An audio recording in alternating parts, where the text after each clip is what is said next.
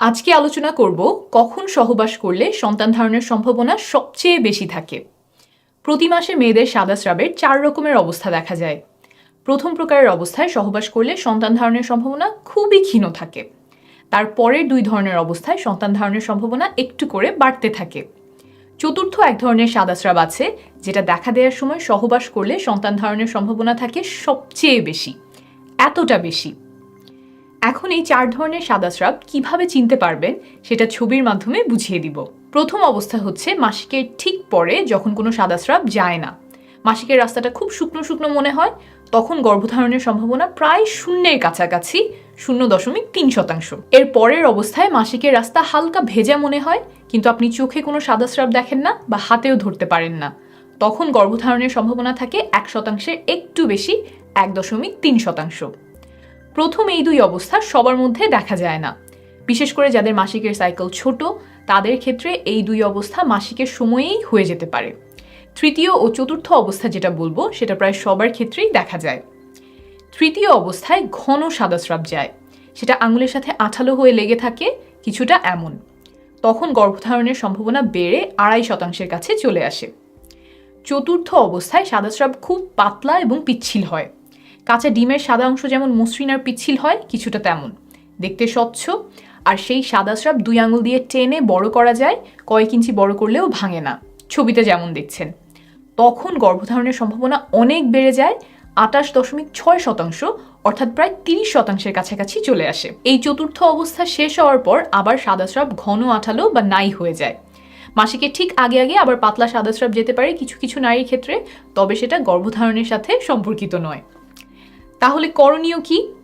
তৃতীয় অবস্থা যখন শুরু হবে তখন থেকেই চেষ্টা শুরু করবেন, এবং চতুর্থ অবস্থা যেদিন শেষ হবে তার পরের 3 দিন পর্যন্ত চেষ্টা চালিয়ে যাবেন। আর একটু আগেই দেখেছেন যে চতুর্থ অবস্থায় সম্ভাবনা সবচেয়ে বেশি থাকে, এটা মাথায় রাখবেন। এই গেল প্রথম পদ্ধতি। আমি আরও কয়েকটা সহজ উপায় এখন শেখাবো, কারণ সবার শরীর তো একভাবে কাজ করে না, নানা কারণে সাদা স্রাব ভিন্ন হতে পারে। কয়েকটা পদ্ধতি যদি বুঝে নেন তাহলে একটা না একটা আপনাকে সঠিক সময় বুঝতে সাহায্য করবে। দ্বিতীয় পদ্ধতিতে চলে যাই, এটা হলো শরীরের তাপমাত্রা মাপা। মাসিকের সময়ে আর মাসিকের পর পর শরীরের তাপমাত্রা কিছুটা কম থাকে। যখন ডিম্বাশয় থেকে ডিম্বাণু বের হয়, অর্থাৎ ডিমটা ফোটে, তখন একজন নারীর শরীরের তাপমাত্রা খানিকটা বেড়ে যায়। না মাপলে এটা সাধারণত বোঝা যায় না, কারণ খুব সামান্য পরিমাণে বাড়ে, 0.2 ডিগ্রি সেলসিয়াস বা 0.4 ডিগ্রি ফারেনহাইটের মতো। আপনি যদি প্রতিদিন শরীরের তাপমাত্রা মাপতে থাকেন তাহলে কখন বেড়ে গেল সেটা আপনি ধরতে পারবেন। এই ক্ষেত্রে একটা রুল মনে রাখবেন, 6-এর পরে 3। টানা 6 দিন কম তাপমাত্রার পরে টানা 3 দিন বেশি তাপমাত্রা থাকতে হবে। একদিন তাপমাত্রা এসে সেটা আবার চলে গেলে তা হবে না, সেটা মানসিক চাপ বা অন্য কোনো কারণে হতে পারে। এই যে টানা বেশি তাপমাত্রা শুরু হলো, এটা শুরু হওয়ার 3য় দিন পর্যন্ত ফার্টাইল উইন্ডো থাকে। এই বেশি তাপমাত্রা যত দিনই থাক, ধরে নেবেন 3 দিন পরে ফার্টাইল উইন্ডো শেষ। কিছু নিয়ম মেনে তাপমাত্রা মাপতে হবে, যখন তখন মাপলে হবে না। কখন মাপবেন? ঘুম থেকে ওঠার পরে কোনো কিছু করার আগে বিছানায় থাকা অবস্থাতেই তাপমাত্রা মাপবেন। প্রতিদিন একই সময় মাপতে চেষ্টা করবেন, অর্থাৎ নিয়মিত একই সময় ঘুম থেকে ওঠার অভ্যাস করতে হবে। বিছানার কাছেই থার্মোমিটার রেখে দিবেন। আবার আমরা অনেকেই বগলের নিচে তাপমাত্রা মাপি, এখানে সেটা করলে হবে না, মুখের তাপমাত্রা মাপতে হবে। থার্মোমিটার জিহ্বার নিচে রেখে মুখ বন্ধ করবেন। জ্বর মাপার সাধারণ থার্মোমিটার দিয়ে মাপলে এত সূক্ষ্ম পরিবর্তন বোঝা যাবে না, ডিজিটাল থার্মোমিটার ব্যবহার করবেন। বিভিন্ন ফার্মেসিতে অল্প খরচেই এটা কিনতে পাওয়া যায়। এই পদ্ধতিতে ফার্টাইল উইন্ডো কখন শুরু হয় বোঝা যায় না, তবে কখন শেষ হচ্ছে সেটা বোঝা যায়। তাহলে এটা কিভাবে কাজে লাগাবেন? একটু আগেই যে সাদা স্রাবের পদ্ধতি বুঝিয়েছিলাম সেটা ব্যবহার করে সাদা স্রাব যাওয়া যেদিন শুরু হয়েছে সেদিন থেকে চেষ্টা শুরু করবেন, আর এই পদ্ধতিতে তাপমাত্রা বাড়ার 3য় দিন পর্যন্ত চেষ্টা চালিয়ে যাবেন।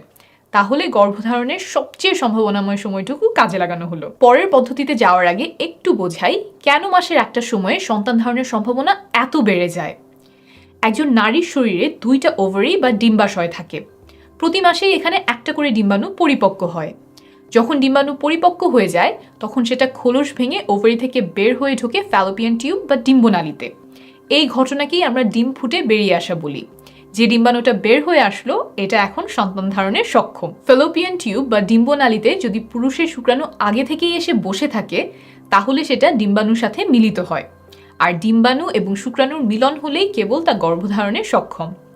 যদি শুক্রাণু মিলিত না হয়, ডিম্বাণু একা একা জরায়ুতে এসে পৌঁছায়, তাহলে তার কয়েকদিন পরে জরায়ু তার গায়ের মোটা প্রলেপ ঝেড়ে ফেলে, সেখান থেকে রক্তক্ষরণ হয়। এই ঘটনাকেই আমরা বাইরে থেকে মাসে মাসে ঋতুস্রাব বা মাসিক হিসেবে দেখে থাকি। এটাই সাধারণভাবে ঘটে, এর বাইরেও কিছু ব্যাপার আছে, তবে এখনকার আলোচনার জন্য সেটা বোঝার প্রয়োজন নেই। এখন খেয়াল করেন, নারীর দেহে পুরুষের শুক্রাণু সাধারণত 3 দিন বাঁচে, কিছু ক্ষেত্রে 7 দিন পর্যন্ত বাঁচতে পারে, কিন্তু একটা পরিপক্ক ডিম্বাণু থাকে সর্বোচ্চ 24 ঘন্টা। তার মানে ডিম্বাণু খুব অল্প সময়ের জন্য থাকে। তাই ডিম্বাণু যে কয়েক ঘন্টা আছে, এই সময়টা আমাদেরকে ব্যবহার করতে হবে, না হলে গর্ভধারণ হবে না। যেহেতু পুরুষের শুক্রাণু নারী দেহে কয়েকদিন বেঁচে থাকতে পারে, তাই শুক্রাণুকে আগে আগে গিয়ে বসে থাকতে হবে ডিম্বাণুর জন্য, যাতে ডিম্বাণু বের হলেই শুক্রাণু গিয়ে তার সাথে মিলিত হতে পারে। অর্থাৎ ডিম্বাণু বের হওয়ার আগের কয়েকদিন যদি সহবাস করা হয়, তাহলে শুক্রাণু ঠিক সময়ে ঠিক জায়গায় থাকার সম্ভাবনা বাড়ে। আর এই কয়েকটা দিনকেই বলে ফার্টাইল উইন্ডো। এটাই আমরা বিভিন্ন হিসেবের মাধ্যমে ধরার চেষ্টা করছি। এখন আবারও চলে যাই ফার্টাইল উইন্ডো চেনার পদ্ধতিতে। এখন খুব সহজ একটা উপায় বলবো, তবে এটা তুলনামূলকভাবে একটু কম নির্ভরযোগ্য। এই পদ্ধতি ব্যবহার করবেন যদি আপনার মাসিক নিয়মিত হয়। একদম কাটায় কাটায় 1 মাস পরপর মাসিক হতে হবে এমন না। যদি 26 থেকে 32 দিন পরপর মাসিক হয়, তাহলে এই পদ্ধতি ব্যবহার করতে পারবেন। এই পদ্ধতি অনুযায়ী মাসিক শুরু হওয়ার পর 8 নম্বর দিন থেকে 19 নম্বর দিন পর্যন্ত আপনার ফার্টাইল উইন্ডো। অর্থাৎ যদি 1 তারিখে মাসিক শুরু হয়, তাহলে 8 তারিখ থেকে 19 তারিখ পর্যন্ত সময়টাতে আপনার গর্ভধারণের সম্ভাবনা সবচেয়ে বেশি থাকবে। তবে শুধুমাত্র এই পদ্ধতি ব্যবহার না করে সাথে অন্য পদ্ধতিও মিলিয়ে ব্যবহার করার চেষ্টা করবেন, কারণ সবসময় যে 8 নম্বর থেকে 19 নম্বর দিনের মধ্যেই ডিম্বাণু বের হবে এমন নয়। এই জন্যই অন্য পদ্ধতিগুলিও বুঝিয়েছি। এখন চলে আসি 4 নম্বর পদ্ধতিতে। এটা একটু কষ্ট করে হিসেব করতে হবে, তবে ভালো কাজ করে। পদ্ধতিটা হলো ক্যালেন্ডারে তারিখ হিসাব রাখা। প্রথম যেদিন মাসিক শুরু হয় সেই তারিখটা ক্যালেন্ডারে দাগ দিয়ে রাখবেন। মাসিক কবে শেষ হলো সেটা দাগানোর প্রয়োজন নাই। এরপরে আবার যেদিন মাসিক শুরু হবে ক্যালেন্ডারে সেই তারিখটা দাগ দিবেন। এই 2টা তারিখের মধ্যে যত দিনের পার্থক্য, সেটাই আপনার মাসিকের সাইকেলের দৈর্ঘ্য। ধরেন আপনার মাসিক শুরু হলো